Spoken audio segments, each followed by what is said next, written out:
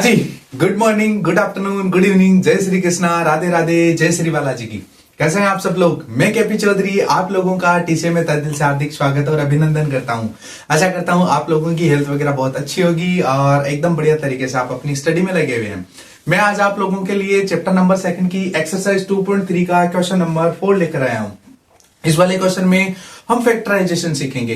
देखिए class 8th में भी हम फैक्टराइजेशन करते हैं, वहां पे भी अपने पास क्वाड्रेटिक वाले जो पॉलिनोमियल्स आते हैं ना उनके हम फैक्टराइजेशन करते हैं और वैसा ही सेम एकदम डिट्टो क्वेश्चन है।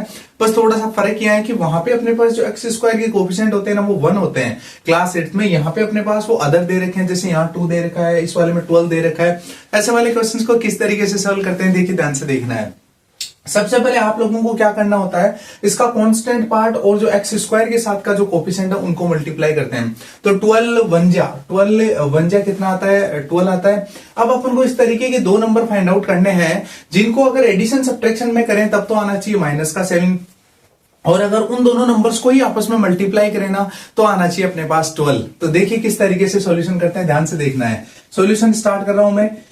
यहां अपने पास इस तरीके से नंबर फाइंड आउट करने के लिए इसको हमें ब्रेक करना होता है। जो अपने पास लीनियर वाला पार्ट होता है ना उसको ब्रेक करना होता है। देखिए किस तरीके से करेंगे। 12x² as it is right करना है, कोई दिक्कत नहीं है। माइनस एज इट इज बाहर राइट करना है और अब आपको देखो 7 को ब्रेक करना है। क्या 7 को अपन 4+3 कह सकते हैं?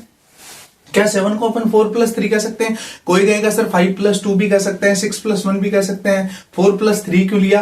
देखो 4 3 जा तो आ रहा है 12 और 4 और 3 करने पर आ रहा है 7 और ऐसा कोई और कॉम्बिनेशन नहीं बैठ रहा है, इसलिए क्योंकि 5 2 जा 10 होता है और 5 और 2 करने पर 7 हो रहा है, लेकिन 10 वाली बात सेटिस्फाई अपने नहीं हो पाएगी। अपन को 12 चाहिए। साथ में आउटसाइड में कौन है? x, उसको लिख दीजिए और उसके बाद जो कोफिशिएंट जो यानी अपने पास कांस्टेंट पार्ट है उसको राइट कर दीजिए। चलिए इतना करने के बाद 12x² as it is, minus को इनसाइड मल्टीप्लाई कीजिए और साथ में x को भी कीजिए। तो माइनस का आ जाएगा 4 और साथ में आएगा x, माइनस का हो जाएगा 3 और साथ में आएगा x और प्लस का 1। इन दोनों में से आप चेकआउट कर सकते हैं कुछ ना कुछ कॉमन आ रहा है। एक तो x वाला पार्ट कॉमन आ रहा है और एक अपने पास जो 12 है ना उसमें भी 4 कॉमन आ रहा है। तो यहाँ इन दोनों में से 4x कॉमन ले लेते हैं। जैसे 4x कॉमन लेंगे तो यहाँ अपने पास आ जाएगा 3 टाइम टेबल और x² है तो एक x बाहर आएगा तो x बच जाएगा। माइनस पूरा का पूरा 4x बाहर आ गया तो यानी 1 टाइम डिवाइड हुआ है। यहां देखें तो इन दोनों में अपने पास माइनस कॉमन आ रहा है और 1 कॉमन ले लीजिए। इसके अलावा इस 3x और 1 में और कुछ भी कॉमन नहीं है। -1 कॉमन क्यों लिया? क्योंकि यहाँ देखिए 3x प्लस का होना चाहिए तो इसको प्लस बनाने के लिए लिया है। जैसे ही माइनस बाहर ले लोगे तो 3x तो प्लस का हो जाएगा, लेकिन ये जो 1 है ना वो प्लस से क्या हो जाएगा? माइनस। चलिए आगे देखते हैं। अब आप देख सकते हैं आराम से कि इन वाले दोनों अपने पास जो ब्रैकेट है वो दोनों सेम है। तो यहाँ 3x - 1 एज इट इज, यहाँ अपने पास 3x - 1 ये एज इट इज आएगा। जो रिमेनिंग पार्ट है कौन कौन है? 4x है और यहाँ पे बॉक्स के बाहर कौन है? माइनस का 1 है, तो वो दोनों हो जाएंगे। तो ये अपने पास इस तरीके से इस वाले जो क्वाड्रेटिक है अपने पास पॉलिनोमियल गिवन है उसके 2 फैक्टर्स हैं, 3x - 1 और सेकंड वन दे रखा है 4x - 1। तो ये था first number part, 4th number question का। चलिए चलते हैं सेकंड नंबर पार्ट की तरफ। देखिए सेकंड नंबर पार्ट में अपने पास यहाँ पे 2 और यहाँ पे 3 है। तो 2 3 जा कितना होता है? 6 होता है।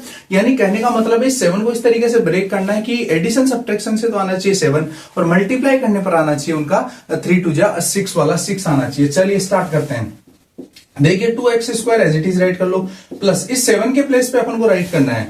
देखिए प्लस 7 के प्लेस पे जब राइट करना है तो क्या 6 + 1 7 होता है क्या? ध्यान से देखिए, मुझे आराम से एडिशन करके बताइए। बिल्कुल 7 होता है। 6 1 जा 6 होता है। इसका मतलब दोनों बात सेटिस्फाई हो रही है। एडिशन से ये नंबर आ रहा है और मल्टीप्लाई से इन दोनों का मल्टीप्लाई के इक्वल आ रहा है। बाहर कौन है? x है, उसको राइट कर दीजिए प्लस का 3, कोई दिक्कत नहीं है। 2x² as it is, plus 6 × x 6x, plus 1 × x तो x और प्लस का 3। इन दोनों में कुछ कॉमन आ रहा है? आपको हाँ सर बिल्कुल 2 आ रहा है और x आ रहा है, तो कॉमन ले लीजिए। जैसे ही कॉमन लेोगे तो यहां तो अपने पास बच जाएगा ओनली x।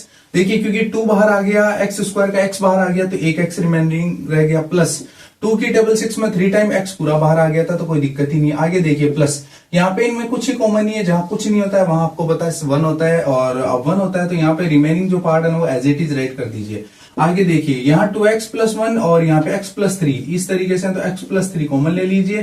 जो रिमेनिंग पार्ट है 2x + और 1 उसको इस तरीके से राइट कर दीजिए। देखो x + 3 x + 3 दोनों में कॉमन था, उसको लिख दिया। 2x यहाँ बचा था, प्लस का 1 यहाँ था और इस तरीके से ये वाला जो क्वेश्चन नंबर 4 है उसका सेकंड नंबर पार्ट है, उसके फैक्टराइजेशन आए अपने पास x + 3 और 2x + 1। चलिए चलते हैं नेक्स्ट जो थर्ड और फोर्थ नंबर पार्ट है उनकी तरफ। ध्यान से देखना है आपको वीडियो को। हाँ जी, थर्ड और फोर्थ नंबर पार्ट की बात करते हैं। देखिए सबसे पहले थर्ड नंबर पार्ट को देखिए। 6 6 इंटू 6 कितना होगा 36। 6 जगह कितना होता है 36, लेकिन यहाँ प्लस है या माइनस है तो माइनस का कितना आना चाहिए 36। अब ऐसे अपन को इस 5 को इस तरीके से ब्रेक करना है कि एडिशन सब्ट्रैक्शन से तो अपने पास प्लस का 5 आए और मल्टीप्लाई जब उसको करें ना तब आए अपने पास माइनस का 36। देखिए ध्यान से करते हैं। 6x² एज इट इज लिख लीजिए, प्लस का symbol as it is write कर लीजिए। मुझे बताइए क्या 9 माइनस 4 करने पर 5 आता है? आप कहेंगे बिल्कुल आता है। 9 4 जा देखो देखिए 36 होता है और प्लस इंटू माइनस माइनस का 36, तो बात सेटिस्फाई हो रही है। चलिए यहाँ x लिख दीजिए और माइनस का 6x² as it is plus 9 into X तो 9x माइनस 4 इंटू एक्स तो माइनस का 4x और माइनस का 6। इन दोनों में से कॉमन और इन दोनों में से कॉमन लेना है। देखिए स्टार्ट करते हैं। यहां तो 3 आएगा, साथ में x कॉमन आएगा। जैसे ये 3 और x कॉमन आएंगे ना तो 3 की टेबल 6 में 2 टाइम और x 1 कम हो जाएगा क्योंकि यहाँ पावर 2 है और यहाँ 1 है तो 1 कम हो जाएगी। प्लस 3 की टेबल 9 में 3 टाइम x कंप्लीटली बाहर आ गया है तो कोई दिक्कत नहीं है। माइनस यहाँ देखिए 2 कॉमन आएगा, माइनस दोनों में इसलिए माइनस लिया है, 2 दोनों में कॉमन है इसलिए लिया है। तो 2 की टेबल 4 में 2 टाइम, साथ में x, 2 की टेबल इसमें माइनस तो बाहर आ ही गया था। 6 में कितने टाइम है 3 टाइम, तो ये था इस तरीके से आप चेक कर सकते हैं। ये 2x प्लस 3, ये 2x प्लस 3 है तो दोनों में कॉमन है, एक बार लिख दीजिए। रिमेनिंग पार्ट कौन है 3x माइनस 2, इसको लिख दीजिए। और इस तरीके से ये थर्ड नंबर पार्ट के फैक्टराइजेशन है। चलिए चलते हैं फोर्थ नंबर पार्ट की तरफ।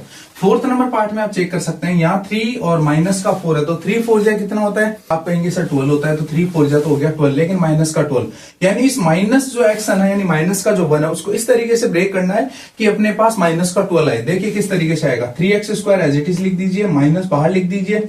मुझे एक बात बताओ, क्या 4 माइनस 3 करने पर अपने पास 1 आता है? बिल्कुल आता है सर। माइनस बाहर इसका मतलब माइनस 1 हो जाएगा।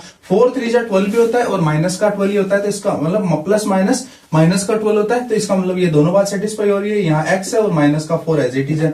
3x² माइनस का 4x माइनस माइनस प्लस, तो यहाँ आ जाएगा प्लस का 3x और यहाँ आ रहा है माइनस का 4। इन दोनों में से कुछ कॉमन लेना है और फिर इसके बाद इनमें से, तो यहाँ अपने पास सिर्फ x कॉमन आ रहा है क्योंकि 3 और 4 में कुछ ही कॉमन नहीं है, तो नंबर तो कॉमन आएगा नहीं। x की भी मिनिमम पावर बाहर आएगी तो मिनिमम यहाँ 1 पावर है। देखिए आगे यहाँ 3 और एक x इनसाइड रह जाएगा, माइनस का 4 एज इट इज। इन दोनों में से कुछ ही कॉमन नहीं आ रहा है तो प्लस का 1 ले लीजिए, क्योंकि यहाँ माइनस 1 इसलिए नहीं लिया क्योंकि प्लस का 3x ही और यहाँ प्लस का 3x as it is he है, तो प्लस 1 लिया है। यहाँ 3x माइनस 4 हो जाएगा। देखिए 3x माइनस 4 3x माइनस 4 दोनों में कॉमन है, एक बार लिख दीजिए।